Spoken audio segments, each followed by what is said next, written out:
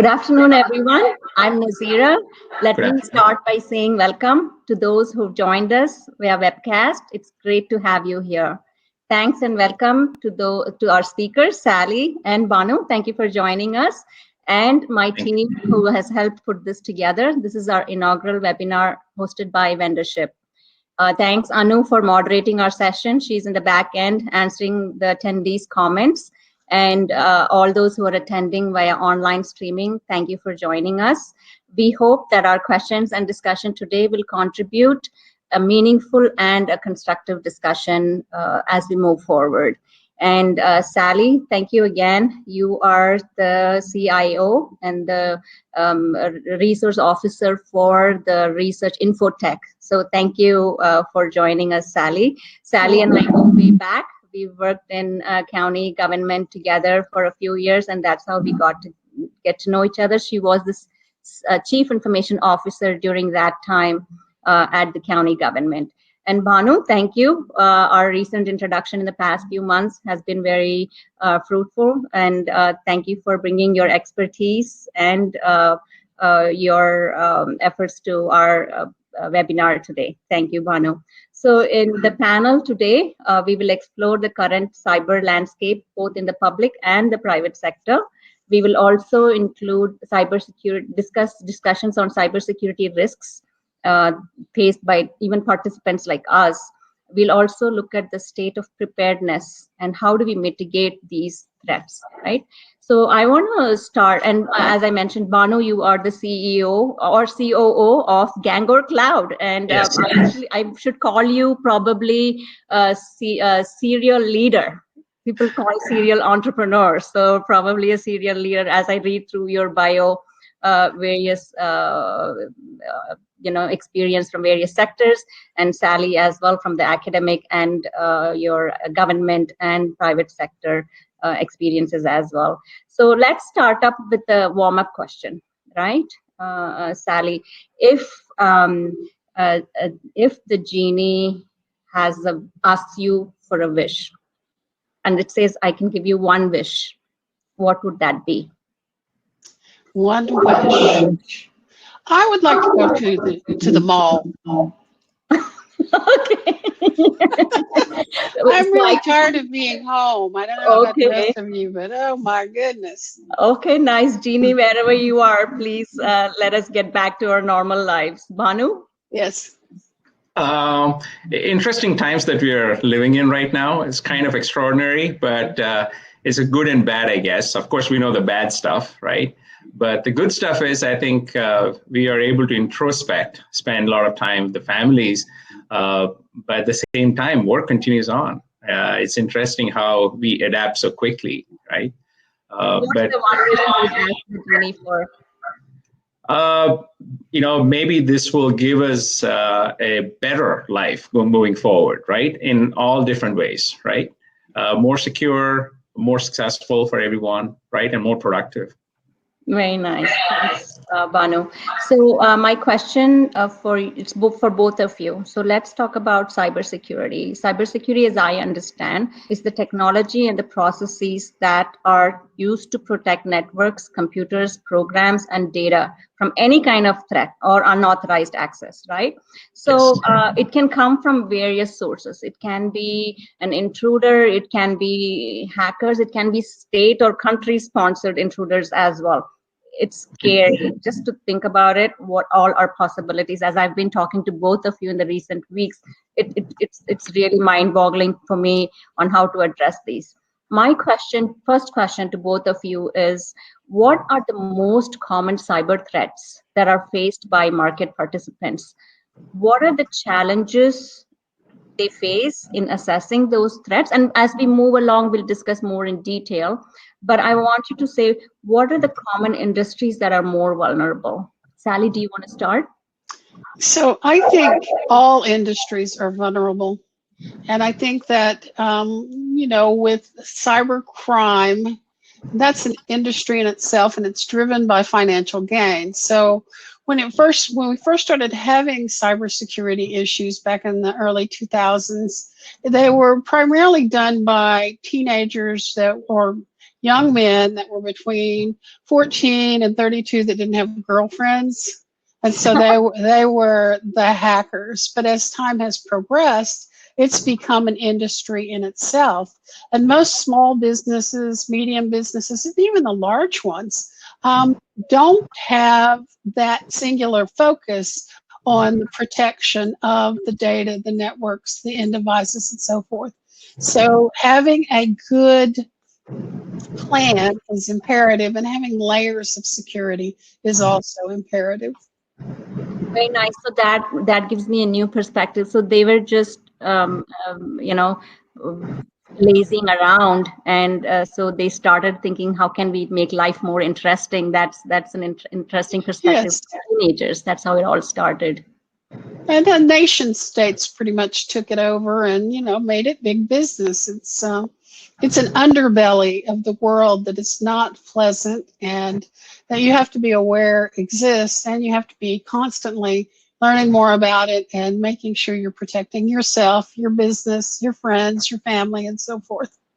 Definitely. Bhanu, do you want to continue with the question? So my question was, which industries are more vulnerable, and what are the common threats faced by these industries? Yeah, to Sallie's point, I think it's industry agnostic. Every industry is involved in it. But I think there are pain factors involved for regulated industries, right? Like banks, financial services, insurances, etc. But now, as Sallie rightly mentioned, things have moved on to, it's like a nation state kind of a thing happening right now, right? A lot of state-sponsored attacks coming in these days. So a loss of intellectual property is a big threat, okay? It can be an existential problem in a lot of ways to a lot of companies, right? And the tools are there on the other side. The bad guys have all the tools to basically come in and surreptitiously kind of steal the data. I think we on the good side are basically trying to erect some defenses, right, to detect exactly what's happening and try to protect, okay? And that's really, it's a cat and mouse game. It'll continue to evolve as we move forward. And it's a huge industry in its own right. It's close to $1 trillion, on an annualized basis. So the impetus is right now is to spend a lot of time, energy, and focus on shoring up those defenses so that we protect our assets. Definitely. Thank you so much for reiterating the importance of identifying such threats as well, for the safety of the whole nation sometimes. So the cyber incidents, as I'm hearing, and I've been reading about it for a few months now, and Bhanu and we have been discussing about it on certain incidents. The one cyber crimes that come to mind are the 2013 Target breach, and then Hilton was fined around 700,000 K for a data breach. So are we taking security for granted, number one? And because I don't think we can afford, because it's people like me and you and everybody listening and many others whose information is being put at risk by big organizations such as the hotel or the travel industry, along with the retail industry. So what is the current state of preparedness? I'll keep it short. It can be a long-winded answer. I don't think we're prepared. We're definitely not prepared. A lot of times what happens is there's a checkbox attitude towards security. So people say, well, I need to have A, B, C, D, right? And I have those, and things are hunky-dory. Things are really not hunky-dory, because no news may not be good news in the world of security. It can actually kill you, right? So, for example, if people are stealing data on an ongoing basis and you have no visibility of it, right, that can actually essentially kill your business. Data is gold right now, right? And we're all in a digital economy, and data is essentially the bloodline for everyone. And if you lose that, right, that can actually decimate the business. And if it applies to a government, a state entity, it could be even worse. Okay. So I think, having the visibility and then taking measures to basically act on that visibility, I think are going to be important factors. Definitely. So we're going to jump to in a few seconds, Sallie, with the government, but please to answer this question. Do we take security for granted? And businesses now, the entire economy flourishes because of entrepreneurs, small business owners, large and mid-sized business levels. But are they prepared to do business with the government? We'll talk about how prepared the government is, but are the businesses prepared to do business with the government? So there's a whole world around how to do business with government, and small startups and small companies need to learn how to do business with them. I know at Fulton County, they really liked us to do business with minority companies, but sometimes in the security space, there may not be any minority companies. So recognizing that, but also helping the minority companies and the small companies know how to go through the process. Finding somebody who will help you through that. I mean, simple things like you have to sign up to be a vendor on their website, and you have to go through certain hoop jumps to learn about what they're looking for, and you need to know what the dollar values are where they don't have to write a request for proposal or a request for quote, and how to get your foot in the door and how to have ongoing contracts. And learning that is something that it's hard. I don't know that there are that many people who would help you understand how to do that, but I always tried to make sure that the vendors knew how to do that, how to do business with us, because otherwise you end up with the same vendors that may or may not be very good, and then, or there's no competition, so you're not really taking advantage of opportunities to save money and really optimize the value of the assets that you have.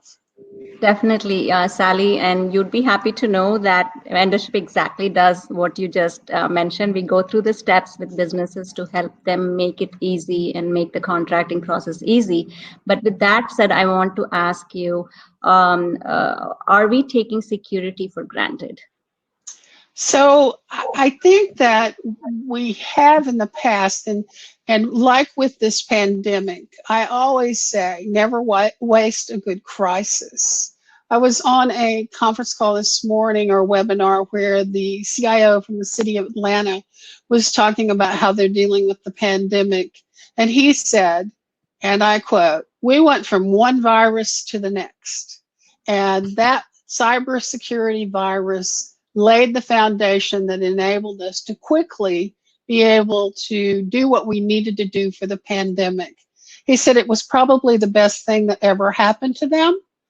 And that's not what anyone would expect him to say. They would expect him to say, "Oh my goodness, this ransomware thing happened and it was torturous." Now, I will say that while that was going on, the different governments were working together and the different public entities to help the city of Atlanta. And, you know, it's all based on something stupid, like somebody clicking on the wrong link in an email, which only emphasizes the requirements to train people not to do that and to have processes in place that would prevent people from doing that. So Definitely. So if you've just joined us, I'm Nazeera, the president and co-founder of Vendorship. We are hosting this webinar with Sallie, who has tech industry knowledge from 40 years, and her background is in government and in private sector and academics as well. And Bhanu, I call him the serial leader, and has led several companies in their operations and strategic global development as partnerships as well. So thank you for joining us again. Throughout our discussion, as you keep hearing, the attendees and the audience are allowed to chat and send comments to us. So we'll make sure we incorporate your comments or in the chat box with our panelists today. So let's go to our next question. As obviously I understand from both of you experts on this field that we are not prepared yet, right? So, and this is a global threat, and we all agreed to it. And so what are the emerging technologies that are applicable in private enterprise as well as the government operations? And I want Sallie to start this time. Are there any emerging technologies? Do you think government is putting enough dollars and resources to address this beforehand? And a similar question for even the private sector. Are they waiting for something to happen and respond, or are they prepared beforehand? And I'm sure there's an image, there's an emoji that goes like this, like I told you so. I'm sure you both use it very often. I'm thinking based on your expertise that, Dad, shouldn't you have done this beforehand? So Sallie, go ahead. Okay. So I would tell you, even a few years back when I was working for the University of Alabama in Birmingham as the Chief Information Security Officer, you know, it's a huge, UAB's it's huge research and medical and academic institution, the largest employer in the state of Alabama. And they had, or we had, a incident that was pretty negative. And I had done a security strategy and plan of what all we needed to implement and had prioritized what we were going to do and when. And I get called into the president's office and she says to me, how much money do you need? And I said, well, the plan identifies $8.9 million worth of things that we need. However, even if you gave me $8.9 million, I can't make that much change that fast because the organization can't take that much change. So as the tools have improved and as people have worked together, there's a new way of doing business. Instead of having best of breed products where now products are being consolidated into an offering. There's also the realization that you probably don't want to do everything yourself. You want to outsource some things. Some things you want to keep in-house. When I was working for the University of Alabama in Birmingham, we had an issue and they decided they wanted to outsource forensics analysis, where you've had this problem. Now you need to find out, have you lost your data? Where'd it go? And those kind of things. So we went to a location with legal counsel in Greensboro, and we get there and there's all these Rolls Royces parked in the parking lot, and I'm like, wow. So we go in and this company does forensics analysis for the tobacco industry. So these people are extraordinarily wealthy. UNC Chapel Hill could not afford to use that company, so we had to stand it up ourselves at the time, stand up forensics. But today you probably could just outsource that. So what about the county or the state or the city government sector? Are enough dollars being allocated along with resources to be prepared beforehand? Because we just discussed we're not prepared. So we're discussing what can people do to be prepared. The hardest thing at the county and even in higher education is that here in Atlanta, we are competing with Fortune 100s for talent. And we just don't pay enough. They don't, sometimes HR is an impediment rather than helpful in helping you get the talent you need, because they think, oh no, we're not paying for that, when everybody else is paying for that and you just can't compete. So you end up with either very junior people or people that nobody else wants. And you know what kind of formula that would make. So it's just more difficult. Are the institutions willing to put the money out there to do it? Yes, they are. But,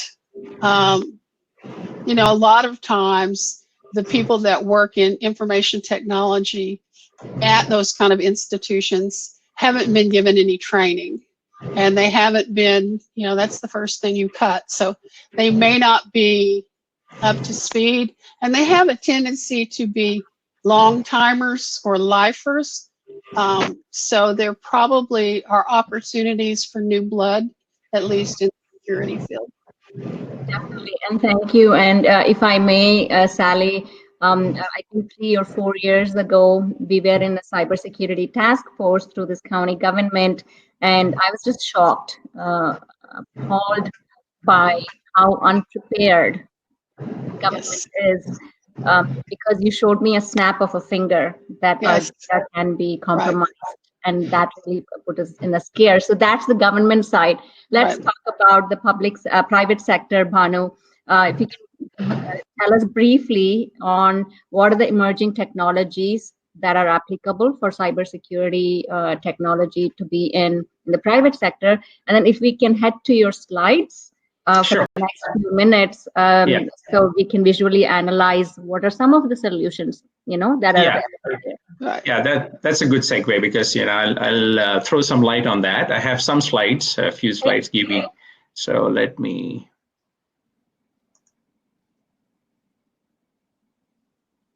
You have to do the screen share. Yeah. Yes, we can see it. Alrighty, so I'm of course going to talk about what we are doing in terms of helping shore up those defenses that I talked about and automating data security. But let's provide the context first in terms of what's happening in the United States, right? The data records stolen in the U.S. since 2019, 7.9 billion, right? Just mull on that for a second. And if you look at it, the frequency of those stolen records, every day, every hour, every second, as we speak, we are losing data. This is a monumental problem. And this problem is hidden, is lurking in the shadows. We keep hearing about these data breaches from time to time, but there's really no context to it. When I say context, the personalized context. So people usually assume that this is happening to somebody else. It's not affecting them. That's not true at all. This is an all-pervasive problem. It actually affects pretty much whether it's a private industry or the governments or state entities or federal, it's across the board. So now let us basically look at the security infra that has most of the private enterprises or the government entities. They have a security layer, and the security layer typically comprises, you have the antivirus stack, you have the intrusion prevention, intrusion detection systems, you have a firewall, you have a DLP system. DLP stands for data leak prevention, and then APT systems are the advanced persistence threat. So essentially what happens is, as there is this advent of the signatureless attacks that have started around 2010 timeframe, people started shoring up their security layers, right? So the ones at the bottom, the DLP, which is the data leak prevention, and the APT, which is the advanced persistent threat, are the two key areas where a lot of investment has gone in over the last 10 years. So when you have so much of investment that has already gone in, why do we have so many data leaks today, right? And I set the context talking about how many billions of records have been stolen just over a year ago, right? So if you look at the malware which is coming in from the outside, what we call the zero-day exploits.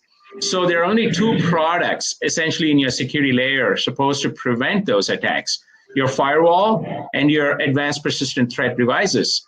But the efficacy of those products is really not quite up there. I think the common consensus is about 27% of the time, the attacks are actually stopped, which means a great majority of this malware is coming right inside your network. And once it comes inside, its primary objective is to stay there stealthily and steal your information. And when it is stealing that information, it's only one layer in your stack, the DLP, supposed to prevent it. Unfortunately, the current DLP systems cannot detect malware-based attacks. So 100% of the time, your data is being stolen. Okay, and this is the reality of the world today. So the security layer is really not protecting you from, keeping your information safe and secure. So to give a different context to this, I'm using the analogy of an iceberg, and purely from a data leak perspective, And the tip of the iceberg is insiders who are accidentally leaking information. So this is like, you bring up a composed window for email and you're trying to send out an internal memo, but purely by accident, you included somebody on the outside. And when you hit the send button, you realize that, oops, that was a mistake. But it's too late to recall the message because it's outside your domain. So that message is gone with the content, right? So that's what we call accidental leakage. So it was not intended to happen. It just happened purely by accident. This comprises, in today's world, about 10 to 15% of the problem. So which means the vast majority of the problems are below the surface of the iceberg. Insiders who are maliciously leaking information. So these days, data is highly monetizable. You can take a bunch of data and monetize it on the dark web and stay anonymous and get paid for it. So because data is monetizable, it gives a lot of incentive for insiders to take that information out. It could be somebody in a competitive posture could be taking that information out. So there are many different factors here, and this malicious leak from the insiders comprises up to 20% of the problem. Then you have a different set of problems called compromised leakage. This is where the malware is sitting on your desktop or a laptop. It's capturing all your keystrokes. It understands how to get into your email account now. So while it is stealing all the information internally, it uses your identity to take that information out. Very difficult to detect. This is what you call compromised leakage. And then finally, the malware is sitting as malware, as a bot inside your network. It is collecting all this information and taking it out. We have many, many examples. If you look at the Equifax leak that happened, 150 million records taken out, and the Pentagon indicted several Chinese military officers, right? Basically, it's a state-sponsored attack. Guess what? All our credit information is gone, right? And that's happening because of bots sitting inside our networks. Now, if you look at the solutions available in the market, there are a bunch of DLP or data leak prevention solutions that were all developed in the 2001, 2002 timeframe. They're still available, and people deploy them, and they think everything is okay. But everything is not okay, because those solutions are giving you coverage for at most 20% of the problem, which means the vast majority of the problem is left unaddressed. Okay, and this is the reality. So when we talk about this existential problems that are going to happen, they're already happening. Okay, but there's no realization because people don't have the tools to essentially detect exactly what's going on. So what we are doing at Ghangor Cloud is essentially addressing all these 4 use cases, which means that you had to design and develop a framework which provides, which gives the automation. It's driven by artificial intelligence, and it gives the automation so that people don't have time to basically babysit these products, right? They need to be effective, they need to be automated, and they need to be doing the job on your behalf.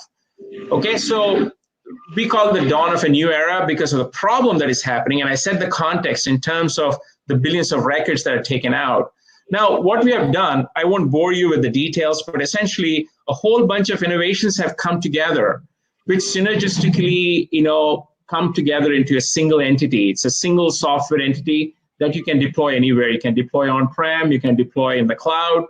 And we've been winning a lot of awards. Just a few days back, we got recognized with the Global Technology Innovation Award by Frost & Sullivan. We won this back in 2018, but we won it again in 2020. It's a reiteration of the fact because of all the deployments that we are seeing out there in the industry. So I'll give you a quick glimpse of the dashboard. When we get deployed, like I said, it's completely automated. It looks at all your, venues of communication like email or FTP or your access to the cloud, etc. And it gives you an ability to monitor as well as to detect and prevent them. So throwing up a quick visibility in a minute or so. So this thing basically shows you, essentially in what vectors you're losing, data. So here you see, using HTTP, HTTPS, which means all your cloud access, right? You have about 936 violations. Using your email, there are about 1,500 violations on a particular day, okay? Now, you can also look at what is happening in terms of, visibility. When the violation is happening, can you get an alert? Can you get a visibility? We provide that as well. Okay, then you get to understand the severity of the incidents, right? How many incidents are critical? How many are severe? How many are major, minor, etc.? A quick view into that. Then, interestingly, we also look at what kinds of data is being stolen. Is there some financial data being stolen, some PCI information, maybe some banking information, maybe some source code, etc.? We'll automatically classify this information. We'll tell you what kind of data is being stolen, right? And then we'll also tell you where is this data being exfiltrated from, or where's the leak coming from? From what IP address? Who are the source actors? Now, the source actors could be internal employees. The source actors could be malware. Malware could be lurking inside your network and trying to take out all this data. And then finally, we'll also tell you where is the data being leaked out to, right? These days, everybody's using cloud services, right? Like Box, Google Drive, Office 365, etc. Maybe it's leaking through one of these, escape apertures, and we'll give you visibility into all of that. So I wanted to give you a quick visibility into the problem definition. It's a humongous problem, and we are very unique in addressing this problem because there are a lot of solutions out there that are focused on detecting and preventing malware from coming inside. But once the malware comes inside, what the malware is doing, if it is going to take out any data, nobody's looking at that aspect of it. And we are unique in basically detecting that aspect of it. And that basically becomes very collaborative, and it is very complementary to the existing solutions. But this becomes the most crucial piece that is missing in the security stack in the enterprise today. Okay, and we have a widespread adoption across both the private enterprise entities as well as the government entities. So this is only going to escalate, especially with the advent of COVID. Just in March last month, we had over 300 million records stolen. Okay, so this problem is only escalating at this point of time, and I think cybersecurity is going to become a big focus area for everyone. Okay, so with that, I'm going to yield the floor back to you. Thank you so much. Thank you so much. This just gave us an overview of what are some of the solutions available, and thank you for going deep into some of the solutions that Ghangor Cloud is offering. My question, it's for Sallie, right? So now there's a senior manager or a director or a CIO of a company, a small business, big business, and then now he's trying to prepare to prevent such cyber crimes or cyber threats, right? So what role does the senior management play in any company or government agency? Do they have to prepare is that an incident response plan or prevent a threat plan, right? So how do they know what is available for them? What should they be doing? So in the role that I'm in currently, I help CIOs and CISOs prepare their board packets to go to ask for funding for security products, services, and resources. And I think that with the executive management, it's incredibly important for the technologist to present information in such a manner that they don't have to ask a bunch of questions, that it's prepared at the lowest level you can go. I like to say 5th grade level, so it's intuitive. So they say, okay, this is what we need, this is why we need it, and this business result that you're going to see. Just very simplistic, so that the executives don't have to learn everything there is to know about cybersecurity, but they do know this is what we need to protect, this is what it's going to cost, and this is how long it's going to take to do it. So a CIO or a CISO that goes into the board meeting and has all those acronyms and is trying to show the board how smart they are, that'll backfire. So it's just incredibly important to, help them individually understand what the needs are, but to keep it at the highest level. And Bhanu, just showing that tip of the iceberg, but below the iceberg tip is the entire solution that people are not addressing. It goes back to the life as well, we use the iceberg on how success, you only see the good part out. Yeah. And all the things that goes on to become successful is not seen. So with that, I want to ask how are the private sectors, right? I know we talked about this earlier, but it's more clear. When we used to send you emails, because you are a cybersecurity company already, you're providing those services, so you are overprotected. Our emails are not reaching you. So this is just a normal practicality. Do you get frustrated being on that level when people are calling you and saying we sent you email 10 days ago and you haven't received it? Or would you rather be in that stage and be prepared? I want to weigh the frustrations over being prepared. Yeah, so it's an interesting question, because typically people used to say security and productivity are kind of contrary to each other, right? So the more security that you put in, it's going to affect the productivity, right? That used to be the common understanding. But I don't think that's no longer true, because security has to go hand in hand with productivity, right? We need to ensure that everybody is at the same level of productivity or more, but security has to be inside the DNA of your infrastructure, right? So that it is the hidden thing that is there always protecting your data, but at the same time, you continue to do your business, okay? So it is, and those kind of offerings, those kind of solutions or products, right? That will gain a lot of importance moving forward, because you cannot say, yeah, I'm clamping everything down. Yes, you're totally secure, but you can't do any business, right? That won't work. So you have to really flip it in a meaningful way. Got it. So Sallie, how concerned should an average person be about securing their information, right? So is it fine? Is it now safe to say or practical to say the future is the cyber warfare than the nuclear warfare? So what people need to do to protect themselves, even their personal computer at home that's not used for business, is to always make sure that it's patched, to always make sure you're on the latest versions of the software, to always change your password, to not use the same passwords on different kinds of accounts, to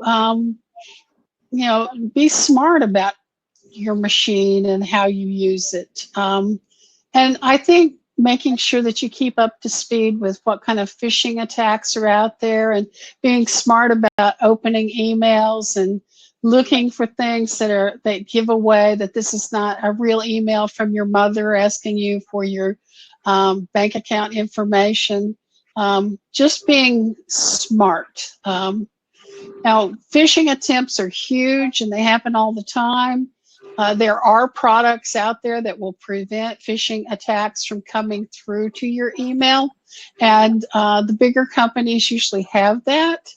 If you're using Office 365, it has pretty good security with it. So I think you just need to be smart about how you use the systems. I think that there's a lot going on out there, and we're not going to go back to not being computerized. I think the biggest issue right now is privacy, and basically you have none. There is no privacy. And if you're stupid enough to put something on the internet, it's never going to go away. So I remember working for Oklahoma State University, and one of the new directors had posted stuff in one of those bad kind of places to go because he liked to wear pantyhose. And anyway, so the students, the other IT people did a deep dive into the internet looking for what he was up to, and they ended up decorating his office with pantyhose for Christmas. It just doesn't go away. So I know with my children, I have always, for a long time, they didn't know what I did for a living, but I would go into their accounts and see what they're doing. And when I saw my son had his girlfriend's bra on his head, and he's 16 years old, that's on Facebook. It's like, do you know what I do for a living? We're not doing this because this wouldn't be there forever. Anyway, so those are just some considerations.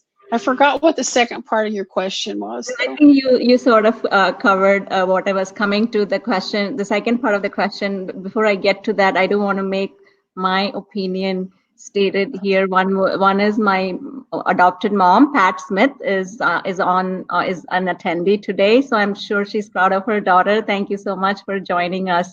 And so the other question that I was going to ask Sallie was, is it cyber warfare or the nuclear warfare? And we do have questions coming. So right after the last question, the next question is our last question. We're going to go into the Q&A. Go ahead, Sallie. I think that there's the possibility of both. I think cyber warfare is already here. I think that the new trend for disinformation so negatively impacts each of us. The fact that so much negative political information is planted in social media that we all use. It's very sad, and I would encourage anybody that has an open mind to not just read through one kind, but to look at a broader spectrum of what's really going on, because there's good and there's bad in everything we do. And Sure. Finding that middle ground and enabling us to be happy and kind and move the world forward in a better way. I think, even with this pandemic, in a way, this pandemic is a higher being giving the earth the opportunity to breathe. And there are so many good things that are coming out of it. Families are together, they're having dinner, they're out playing. There's always that threat of nuclear warfare. There's always that threat of cyber warfare. But without that kindness and that mutual respect across the world by the leaders, we have a bigger chance of the nuclear warfare. So I'm hoping things change in our future and that we end up in a position where people are more respectful and more giving and more kind and more loving. Right. So, and going back to one of the comment I wanted to make earlier, Sallie, it came back to me, is I know as individuals we can be smart, but what about those who are compromising our data, right? The big organization. So I would definitely think why they should be as smart as we would ask an individual to be. So go ahead. Did you have a follow-up comment, Bhanu? I think cyber warfare is already here, I think, to Sallie's point, right? And it's only going to escalate from here on, okay? Because if you just look at the data from March, right, just 1 month, and the whole world is focused on COVID, right? So everyone is distracted, but not everyone. Obviously, a lot of people think this is an opportunity, right, to steal more and more information when you're not looking, right? So I think it's only going to escalate, and it behooves upon us to really, shore up our defenses in a significant way. And once we start focusing on that, it's going to happen automatically. Okay, and I think that's where we need to focus, among other things.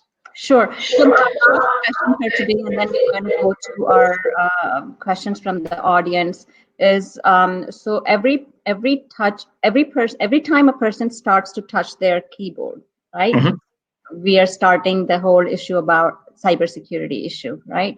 With that said, have all your employees been, I'm sure you're cybersecurity, I shouldn't be asking you this, but both of you, how important is it for employees to be trained in the government sector, in the private sector, about what not to accept, what to accept, how not to respond, what not to use their personal device? Are employees trained to have a cybersecurity mindset? That's what I was coming to. So with government and with the public sector, so many regulatory compliance requirements require that the employees receive training, in some cases multiple times a year. There's also commercial compliance requirements through the payment card industry that require the employees to have that training. Now, how good the company or the government or the university is at pushing that out and making everybody do it, it needs to be something that they're judged on. We used to do phishing tests to see who was dumb enough to push the button or the link. I hope I didn't fall for that. Well, I was in higher ed at the time, and I remember one of the largest universities in Atlanta had a 90% click rate the first time they ran it. Now, they got better over time, and in higher education, especially through the university system of Georgia, we put in all kinds of training and awareness and tools and resources to help fix that. But, you know, just being smart about it's really important. Very nice. Bhanu, do you want to follow up? Yeah, awareness is going to be huge. I think awareness training has to be across the board, right? And yeah, some industries have compliances and regulations, so that's good. But a lot of industries, they don't, right? So this needs to be almost like a fundamental thing for everybody, right? Like, since we are in the digital economy, we're going to be there forever, right? And look, everybody's working remotely now. Everybody's working from home, right?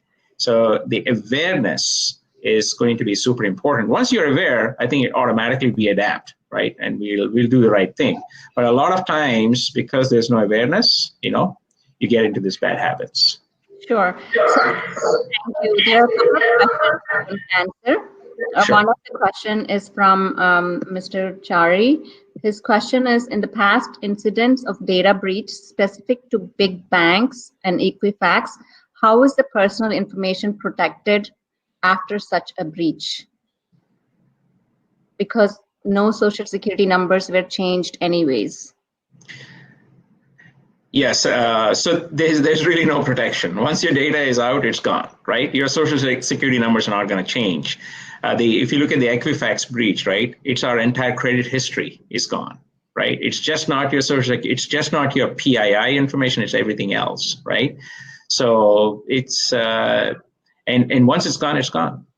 I think it's an opportunity for the world to reconsider how they value credit ratings, because everybody's has been stolen. It doesn't make sense for the Equifax and TransUnion, and I don't remember the names of the other ones, to be judging you, because they're not judging you, they're judging you and some hacker that stole your information. And then you can go buy people's credit cards on the dark web. I think it's like $35 or something like that. It's minimal to get the information. So once it's gone, it's gone. So we really need to rethink how that impacts us as citizens. Sure. So so here's another question from Michael, and either of you can respond, or both of you can respond. Which one is one of the essential best practices for network security management for small and medium-sized businesses today? Best practices for small and medium businesses for networks? For network security management. Do you want to take that one, or do you want me to take it? Go ahead, yeah. Okay, so the best practice is to make sure that you're updating your routers and your switches with updates on a regular basis, that you have intrusion prevention and intrusion detection in place on your network, that you have your email records coming through a specific spot where everything is tested before it is allowed on your network, that you know what devices are allowed on your network, that you keep your ports blocked and it's Everything's blocked except what has to be open instead of everything open. Another best practice is having a honey net on your network so that you're attracting nasty people over to the honeypot and away from your valuable stuff. Wow. Bhanu? Yeah, I think that's a good set. And typically what happens is there are sort of like a compliance documents out there, that, you can actually subscribe to that. And it'll go through a checkbox list of items that covers most of the stuff that Sallie is actually talking about. And from your antivirus to IPS, IDS to your firewalls and your advanced persistent threat, the security layer that I was talking about, I was showing you in one of the slides, that is actually considered best practice. Right. And that needs to continue to be updated. Basically, what is best practice today may not be sufficient, but that's a good place to start from. And having your networks penetration tested on a regular basis to see how bad it is. Now you have to be careful with that, especially with payment card industry compliance, because if you identify something that's wrong, you only have 90 days to fix it. Right. So you've got to be really aware of what you're doing and don't bite off more than you can chew. Sure. What would be the minimum budget that a company can look at in order for themselves to be considered cyber secure compliant? Because obviously the government is going to ask for a business that's compliant in order to give them a contract, right? So what is the minimum budget that a small or a medium business would be looking at in order to consider themselves that? It's a percentage of the overall budget. Okay. Sounds good. And there's a range. I don't have that off the top of my head, but there is research within the company I work for that's available that would tell you that. Okay, sounds good. Any other information, Bhanu, you want to share? That's actually a great answer, because across the board, whether it's a private or federal or state entities, it's always a percentage, right? There is an IT budget, there's a security budget, and it's always a percentage of the overall budget. So, yeah. Okay, got it. Thank you.